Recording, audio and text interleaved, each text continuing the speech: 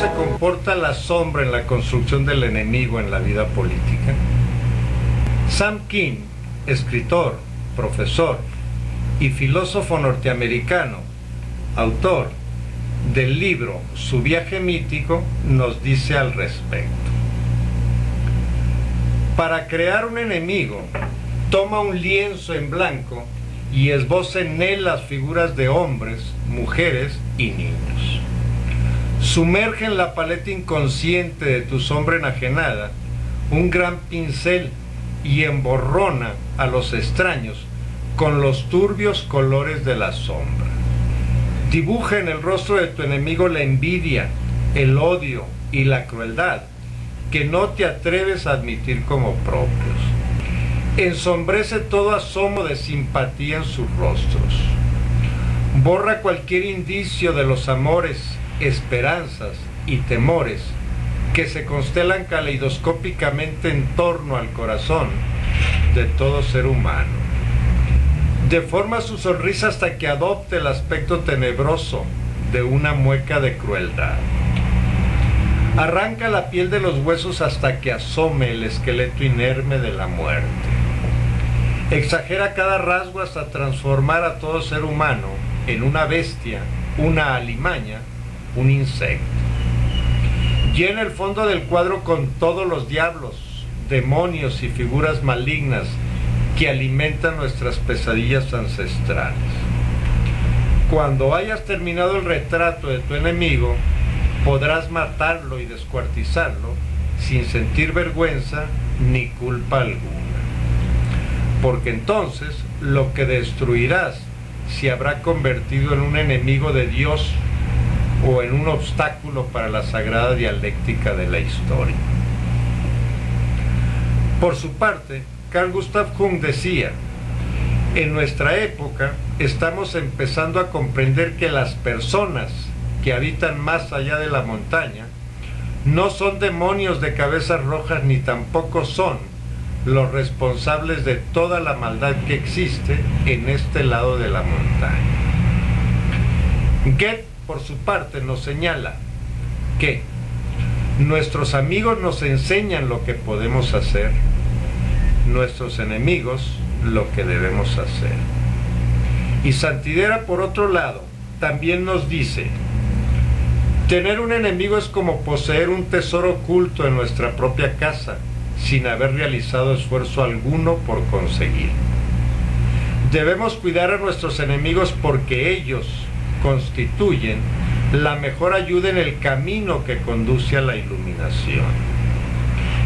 Por su parte, Henry W. Longfellow nos advierte que si tuviéramos acceso a la biografía secreta de nuestros enemigos y comprender toda la tristeza y sufrimiento que encierran, toda, pero toda nuestra hostilidad hacia ellos se desvanecería. En fin, por más desagradable que pueda parecernos la idea, todos nosotros necesitamos enemigos. Nuestra existencia parece depender e incluso en ocasiones progresar gracias a ellos. El proceso de creación de enemigos parece cumplir con una función muy importante: la atribución inconsciente y cruda a nuestros enemigos de aquellos rasgos que nos resultan especialmente intolerables de nosotros mismos. Desde un punto de vista psicológico, el proceso de creación de un enemigo parece originarse en una proyección de nuestra sombra sobre aquellas personas que, debido a razones frecuentemente muy absurdas, se adecuan a la imagen que tenemos de lo inferior. Basta simplemente pensar en aquellas personas a quienes despreciamos o contra quienes albergamos algún tipo de prejuicio para caer presa de los aspectos más turbios de nuestra naturaleza. En lo que concierne al ámbito de lo colectivo, nación, raza, religión, etc., el proceso de creación de enemigos adquiere proporciones míticas, dramáticas y frecuentemente trágicas. Las guerras, las cruzadas y las persecuciones, por ejemplo, constituyen la expresión más terrible de esa sombra que forma parte de nuestro legado instintivo tribal. No es extraño, pues, que las mayores atrocidades de la historia de la humanidad se hayan perpetrado justamente en nombre de causas nobles. El enfrentamiento con nuestros enemigos cumple, pues, con una función redentora. Según el sociólogo Ernest Becker, quien decía: si hay algo que nos han enseñado las guerras de nuestra época, es que el enemigo cumple con la función ritual de redimirnos del mal. Por eso, todas las guerras son consideradas guerras santas, en el doble sentido de constituir, por una parte, una forma de librar al mundo de la maldad y, por la otra, una revelación de nuestro propio destino, una prueba de que Dios está de nuestra parte. Aunque ya hemos hipotecado el futuro de nuestros hijos, armándonos hasta los dientes con todo tipo de tecnologías bélicas, el mundo, no obstante, parece estar esperando una era de cooperación constructiva, un elemento en el que utilicemos nuestra energía en resolver los problemas en lugar de malgastarla en seguir creándonos enemigos. El verdadero adversario de nuestro tiempo, la contaminación ecológica, el efecto invernadero, la extinción de numerosas especies, el hambre y la pobreza de gran parte de la humanidad, está más allá de toda proyección y solo podrán resolverse adecuadamente cuando asumamos y seamos los dueños de nuestra sombra colectiva.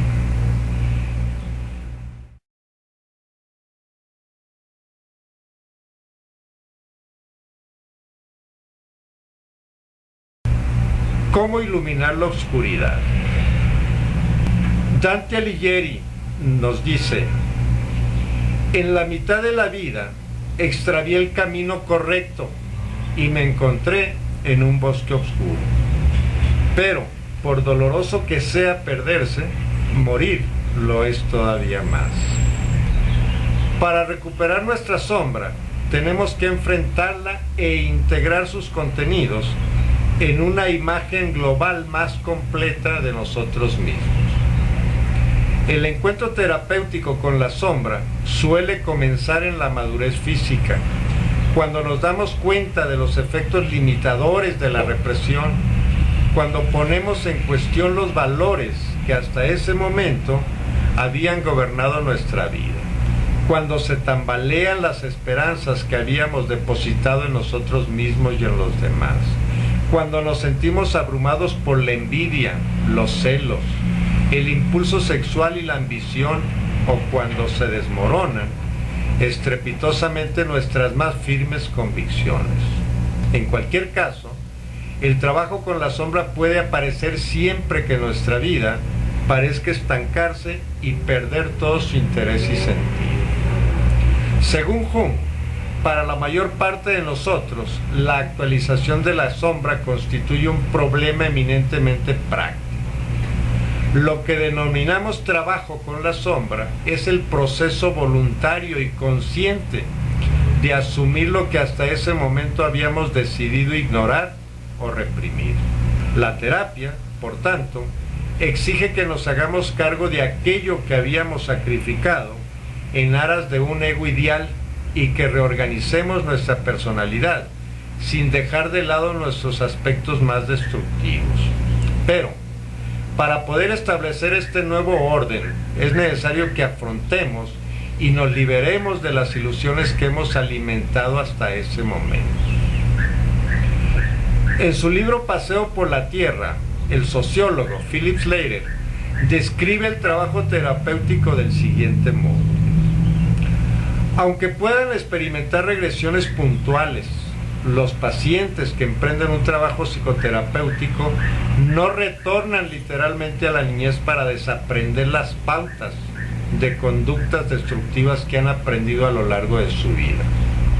Lo verdaderamente importante es llegar a ser capaz de desidentificarse de esa pauta, ser capaz de decirse a uno mismo: he desperdiciado N años de mi vida tratando de conseguir un objetivo doloroso e inalcanzable.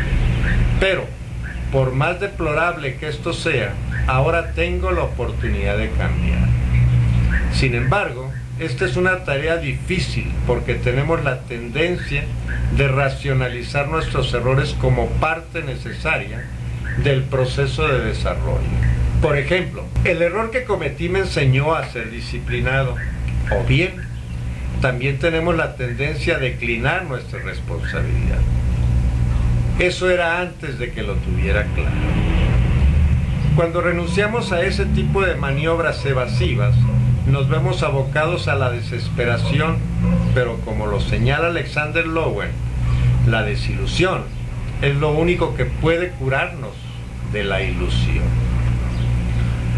Sin desesperación, una especie de período de luto por las ilusiones y fantasías perdidas, jamás podríamos mirar de frente a la realidad.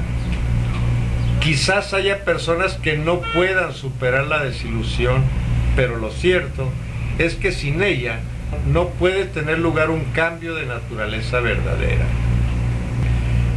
El objetivo del proceso de individuación, proceso que nos permite llegar a ser personas completas y únicas, es el de abrazar simultáneamente la luz y la oscuridad y favorecer el desarrollo de una relación creativa entre el ego y el yo, que es nuestro símbolo personal de totalidad individual. De este modo, el diálogo sincero que tiene lugar en el encuentro terapéutico nos ofrece la oportunidad de desarticular nuestra falsa personalidad y llegar a aceptar nuestra verdadera naturaleza. El psicoanalista israelí Erich Neumann describió del siguiente modo este estadio del trabajo con la sombra en el proceso de individuación. Quien ha emprendido el viaje hacia la individuación deberá diferenciar en un momento u otro entre su maldad y la maldad colectiva. A lo largo del proceso de individuación va desapareciendo gradualmente el impulso del ego hacia la perfección. Para llegar a algún tipo de acuerdo con la sombra es necesario sacrificar la inflación del ego, lo cual se opone frontalmente al antiguo ideal ético de la perfección absoluta. Quien está dispuesto a enfrentarse con sus enemigos internos y externos, siempre hallará el camino expedito.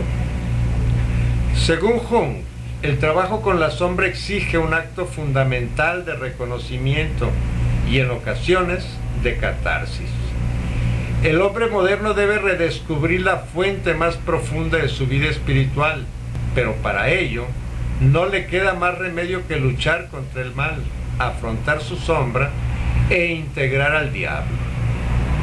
Robert Bly, ensayista y poeta norteamericano, que recibió el Premio Nacional de Poesía en Estados Unidos por su libro La luz alrededor del cuerpo, nos dice: quien ha integrado su propia sombra emana calma y se muestra más apenado que airado.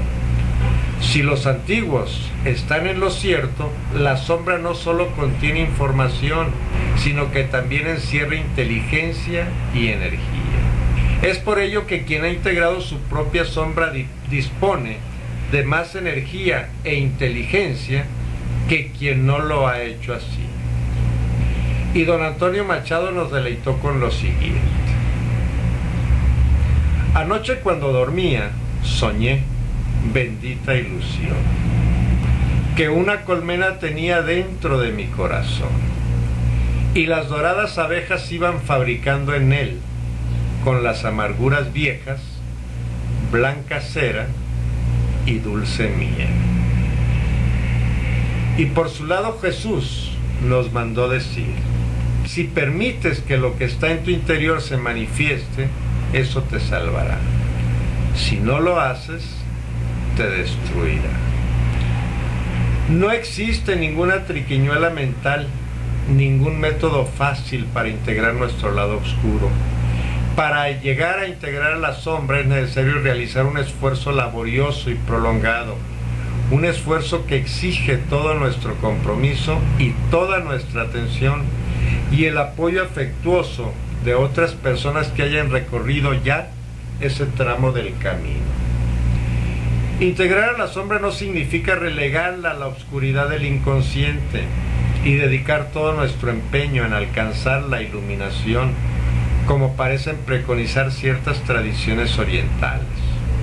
Ni tampoco supone, como afirman los practicantes de la magia negra y el satanismo, ensombrecer nuestra conciencia y rendirnos a los poderes de la oscuridad.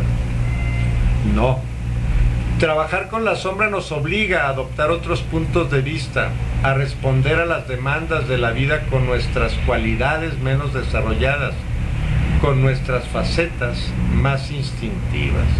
Experimentar, en fin, en carne propia, lo que Jung denominaba la tensión de los opuestos, el bien y el mal, lo correcto y lo incorrecto, la luz y la oscuridad. El trabajo con la sombra nos obliga a iluminar los rincones más oscuros de nuestra mente, allí donde escondemos nuestros secretos más vergonzosos y amordazamos nuestros impulsos más violentos. Para trabajar con la sombra debemos estar dispuestos a examinar sinceramente lo que ocurre con esa amante que nos seduce y a quien idealizamos, con ese individuo que nos exaspera y nos irrita, con ese grupo religioso étnico que nos aterra o nos cautiva. Trabajar con la sombra supone, en fin, estar dispuestos a iniciar un diálogo interno que puede fomentar nuestra propia aceptación y despertar una compasión real por todos nuestros semejantes. Solo después de haber dado el primer paso, aceptar la existencia de la sombra, podemos iniciar el segundo, descubrir sus cualidades, observando atentamente nuestras reacciones ante los demás y reconociendo que lo que parece negativo no son los demás o nuestros enemigos, sino un impulso procedente de nuestro interior. Así pues, el campo de batalla de esta guerra entre opuestos es el corazón humano del mismo ser humano. Solo podremos llegar a convertirnos en portadores de la luz cuando seamos capaces de abrazar compasivamente el lado oscuro de la realidad. Cuando nos abrimos a los demás, a los extraños, a los débiles, a los pecadores, a los marginados, cuando simplemente los tenemos en cuenta, terminamos transmutándolos y al actuar así nos acercamos a la plenitud.